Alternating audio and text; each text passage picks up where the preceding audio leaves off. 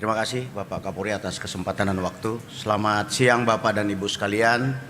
Saya selaku Astama Ops Kapolri hari ini memaparkan capaian bidang operasional Polri sepanjang tahun 2025. Paparan ini bukan sekedar angka, melainkan wujud kehadiran Polri dalam menjaga stabilitas dan melayani masyarakat di seluruh penjuru negeri. Bapak Ibu, saudara sekalian yang kami hormati, sepanjang tahun 2025 kami menjalankan 5 operasi terpusat dan 265 operasi kewilayahan. Kami tidak hanya fokus pada operasi besar nasional seperti Ketupat dan Lilin, tetapi juga memperkuat kemandirian wilayah melalui ratusan operasi di tingkat Polda untuk menjawab tantangan spesifik di tiap daerah. Keamanan bukan tugas Polri sendirian. Sinergi adalah kunci. Tahun ini kerja sama kita mencakup 5 kementerian, 4 lembaga dan 2 non-lembaga untuk memastikan keamanan nasional yang komprehensif. Kami merangkul semua elemen untuk menciptakan ekosistem keamanan yang inklusif. Satu hal yang perlu dipahami, keamanan adalah investasi ekonomi. Suksesnya pengamanan World Water Forum meningkatkan kunjungan wisatawan ke Bali sebesar 8,23%. Begitu pula dengan pengamanan kunjungan Paus Fransiskus yang menunjukkan Indonesia sebagai negara yang damai dan toleran di mata dunia. Polri memastikan bahwa setiap event besar membawa dampak positif langsung bagi ekonomi rakyat. Bapak Ibu sekalian, reformasi operasional Polri bukan hanya soal taktik di lapangan, tetapi menyentuh filosofi yang mendasar. Bagaimana kita memaknai kehadiran negara dalam ruang-ruang demokrasi. Kami menegaskan bahwa aksi penyampaian pendapat adalah hak konstitusional warga negara. Dan tugas Polri bukan hanya menjadi penghalang, tetapi justru menjadi penjamin dan pelayanan keamanan publik. Polri secara sadar dan terbuka mengakui adanya kritik publik terkait penggunaan kekuatan yang tidak proporsional dan lemahnya fungsi negosiasi di lapangan. Dan disinilah titik balik dimulai. Dari pendekatan berbasis dominasi dan eskalasi, kami bergerak ke pendekatan berbasis dialog dan deeskalasi. Maka dalam dokumen kebijakan terbaru, kami menegaskan 3 pilar. Yang pertama, dialogis hukum. Yang kedua, proporsionalitas kekuatan. Dan yang ketiga, integritas dan legitimasi. Yang semua ini ditujukan untuk memastikan akuntabilitas institusi dan sentuhan humanisme di lapangan. Karena keamanan publik tidak bisa dibangun hanya dengan kekuatan, tapi dengan kepercayaan. Rekan-rekan media dan pemangku kepentingan yang saya hormati, refleksi penting bagi kami bagaimana sebenarnya publik memaknai kehadiran polisi dalam aksi massa. Sekarang kami mengenal 3 paradigma. Di sisi pertama, paradigma crowd control yang represif menciptakan persepsi bahwa polisi adalah penghalang kebebasan berekspresi. Ini memicu resistensi dan bahkan konflik. Di sisi kedua, paradigma crowd management menempatkan polisi sebagai fasilitator dan bukan lawan.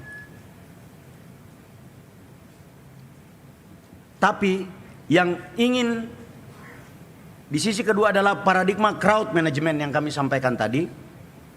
Tapi yang ingin kita capai adalah paradigma ketiga, yaitu mutual respect, di mana polisi hadir sebagai mitra publik dan masyarakat menghormati kehadiran polisi karena mereka merasakan niat baik dan orientasi solusi.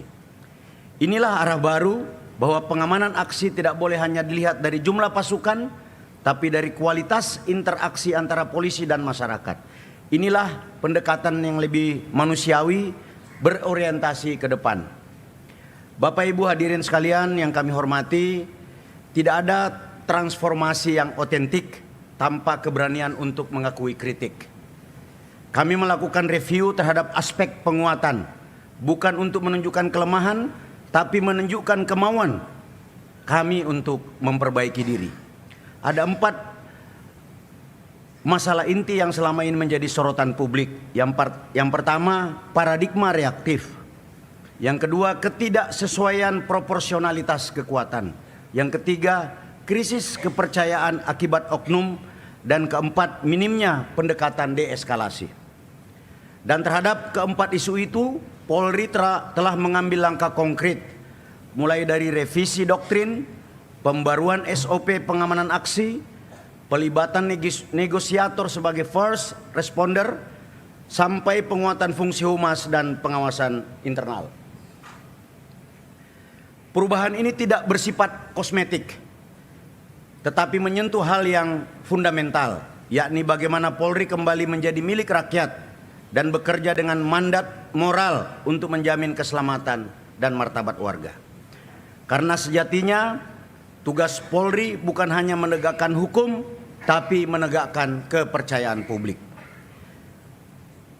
Tahun 2025 merupakan tahun yang menantang dengan total ribuan kejadian bencana, di mana tanah longsor dan angin puting beliung menjadi yang paling dominan. Jawa Tengah menjadi wilayah dengan frekuensi bencana tertinggi. Fokus kami adalah pada kecepatan respon. Data ini membantu kami memetakan kekuatan personil agar bantuan tiba lebih cepat saat bencana terjadi. Saat bencana melanda Aceh, Sumut, dan Sumbar di akhir tahun ini, Polri tidak hanya datang dengan pasukan, tapi juga dengan solusi. Kami mengerahkan alat berat, menyalurkan puluhan ton sembako, hingga membangun ratusan sumur bor untuk menjamin akses air bersih bagi pengungsi. Polri berkomitmen hadir hingga tahap pemulihan, bukan hanya saat tanggap darurat. Di Aceh, 18 kota terdampak berat dengan 133.000 rumah rusak dan 377.200 pengungsi. Kami telah mengerahkan 11.357 personel gabungan, 337,6 ton bantuan kemanusiaan, dan membangun 261 sumur bor untuk warga. Sumatera Utara menghadapi 19 kota terdampak, sebanyak 25.367 rumah rusak berat, dan ada 11.423 warga yang mengungsi. Kami telah mengerahkan 2.550 personel gabungan dan bantuan kemanusiaan sebanyak 1.236 ton. Kami fokus pada rehabilitasi fasilitas kesehatan, fasilitas pendidikan, dan tempat ibadah yang rusak. Di Sumatera Barat, yang juga terpukul hebat dengan 16 kota terdampak, 7.742 rumah rusak, dan 4.300 masih tinggal di pengungsian. Polri telah mengirimkan alat berat dan mengerahkan 4.538 personil gabungan untuk mempercepat pemulihan dan mendistribusikan bantuan kemanusiaan sebanyak 871,6 ton. Ada sekitar 6.000-an ton, Pak, dari total 3 wilayah terdampak bencana kemarin di Sumatera. Kesehatan masyarakat di pengungsian adalah prioritas. Kami mengerahkan 1.105 personil dari tim Nakes dan DVI untuk membantu identifikasi serta pelayanan medis langsung. Kami juga mengirimkan 51 unit ambulans untuk melayani warga Aceh, Sumut, dan Sumbar. Ini adalah sisi humanis Polri, memastikan tidak ada satupun warga yang merasa sendirian dalam menghadapi musibah.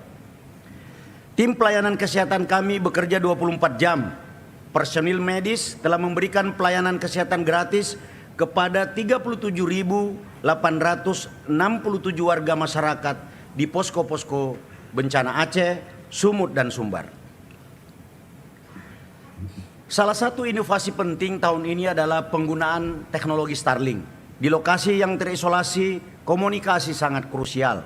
Total 86 unit Starlink kami sebar di daerah terisolasi, termasuk 36 titik di Aceh, agar masyarakat bisa tetap terhubung dengan keluarga serta membantu memonitor kebutuhan masyarakat dari waktu ke waktu secara presisi. Teknologi kami gunakan sepenuhnya untuk kemanusiaan. Masalah utama pasca bencana adalah air. Polri telah membangun ribuan sumur bor dan menyediakan ratusan tangki air bersih di berbagai titik terdampak untuk menjamin sanitasi warga.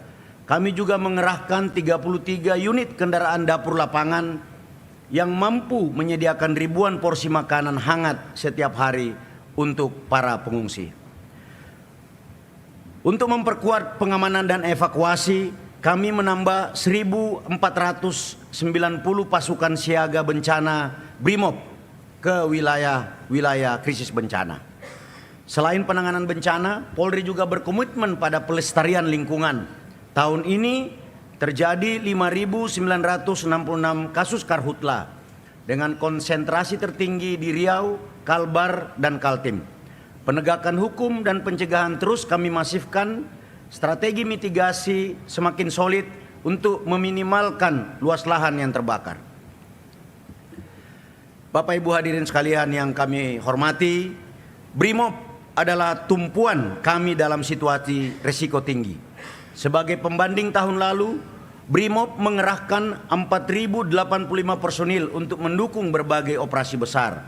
Tahun ini 1.591 personil BRIMOB fokus pada operasi stabilitas seperti Damai Kartens dan pengamanan hari raya. Polri juga mengerahkan ribuan personil guna mengawal rangkaian event internasional, mulai dari ajang olahraga, konferensi tingkat tinggi, hingga kunjungan diplomatik. Polri memastikan Indonesia tetap menjadi destinasi yang aman dan kondusif bagi komunitas internasional. Sepanjang tahun 2025, Korps BRIMOB sukses menangani kejadian menonjol, penindakan tegas DPO KKB dan sindikat senjata, operasi anti narkoba, serta mitigasi radiasi Cikande. Kami juga merespon cepat ledakan di Jakarta, evakuasi WNA di Rinjani, dan penanggulangan bencana di Aceh dan Sumbar dan Sumatera Utara. Korps BRIMOB Polri terus memperkuat konektivitas nasional melalui perbaikan 91 jembatan. Hingga kini 19 unit telah tuntas 100%, sementara 13 unit dalam progres fisik dan 59 unit tahap persiapan. Program ini adalah langkah nyata Polri mendukung mobilitas warga dan menjamin keamanan wilayah di seluruh Indonesia. Menghadapi ancaman lintas negara, Polri memperkuat diplomasi kepolisian melalui ekspansi perwakilan di Paris, Beijing, dan Phnom Penh. Melengkapi 19 kantor eksis melalui Divi Binter, Polri telah berhasil memulangkan 810 WNI korban TPPO dan online scam dari luar negeri. Kami juga proaktif menerbitkan 35 red notice untuk melacak buronan internasional.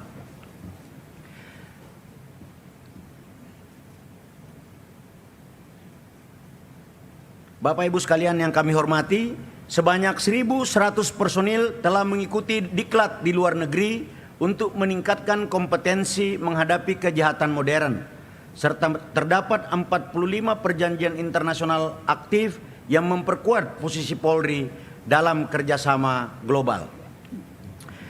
Saat ini Polri berada di peringkat 5 dunia sebagai kontributor pasukan perdamaian PBB.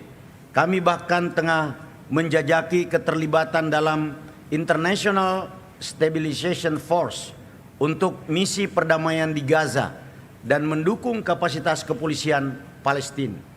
Ini membuktikan bahwa profesionalisme Polri sudah diakui standar internasional.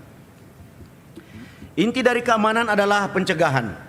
Dengan lebih dari 41.106 Babin Kamtibmas, 127.286 polisi RW, kami ingin Polri hadir di setiap pintu rumah warga untuk mendengarkan keluhan secara langsung melalui kegiatan Jumat Curhat. Semakin dekat Polri dengan warga, semakin kecil ruang bagi kejahatan. Baharkam Polri terus memperkuat kesiapan operasional melalui optimalisasi alutsista Korsabara. Penguatan ini didukung sebaran perlengkapan taktis, ribuan kendaraan bermotor, hingga unit satwa guna menjamin efektivitas preventif dan pengamanan objek vital nasional. Polri telah memodernisasi peralatan Dalmas, rantis, dan ribuan sensor canggih demi pengamanan objek vital. Optimalisasi unit K9 dan kuda memperkuat deteksi narkotika serta SAR dengan dukungan 59 armada udara dan 66 kapal patroli. Kami menjamin mobilitas tinggi serta kesiapsiagaan personil di seluruh wilayah Indonesia. Kami memperkenalkan strategi hit and fix policing. Kami tidak hanya mengintervensi kejahatan saat terjadi, tapi juga melakukan tindakan jangka panjang untuk mencegah kejahatan tersebut terulang kembali. Melalui indeks keamanan desa atau kelurahan, kami kini memiliki alat ukur yang akurat untuk memastikan setiap desa dan kelurahan di Indonesia dalam keadaan aman dan tentram. Polri berkomitmen memperkuat sarana dan prasarana melalui pembangunan 212 unit fasilitas konstruksi pada tahun 2025. Program ini mencakup pembangunan 18 gudang ketahanan pangan di berbagai wilayah Polda guna mendukung program prioritas pemerintah dalam menjaga stabilitas dan ketersediaan pangan nasional. Sebagai bentuk pelayanan inklusif, Polri telah menyediakan ribuan fasilitas ramah disabilitas, termasuk 2.926 unit jalur khusus dan 2.392 unit toilet disabilitas.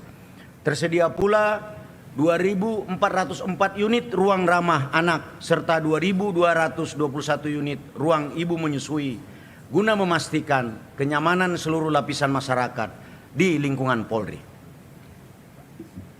Polri mengakselerasi pertumbuhan ekonomi nasional melalui realisasi pembangunan produk dalam negeri PDN sebesar 19,07 triliun rupiah atau 65,12%, dengan total anggaran belanja dalam SIRUP mencapai 63,37 triliun.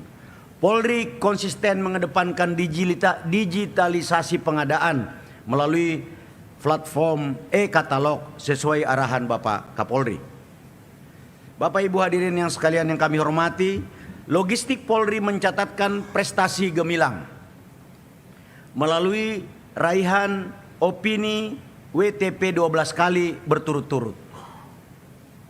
Selain itu, Polri meraih gelar juara 2 Anugerah Reksa Banda dari Menteri Keuangan Republik Indonesia, kategori lelang serta penghargaan inovasi tata kelola pengadaan dari LKPP RI sebagai wujud komitmen terhadap transparansi dan akuntabilitas pengelolaan keuangan negara.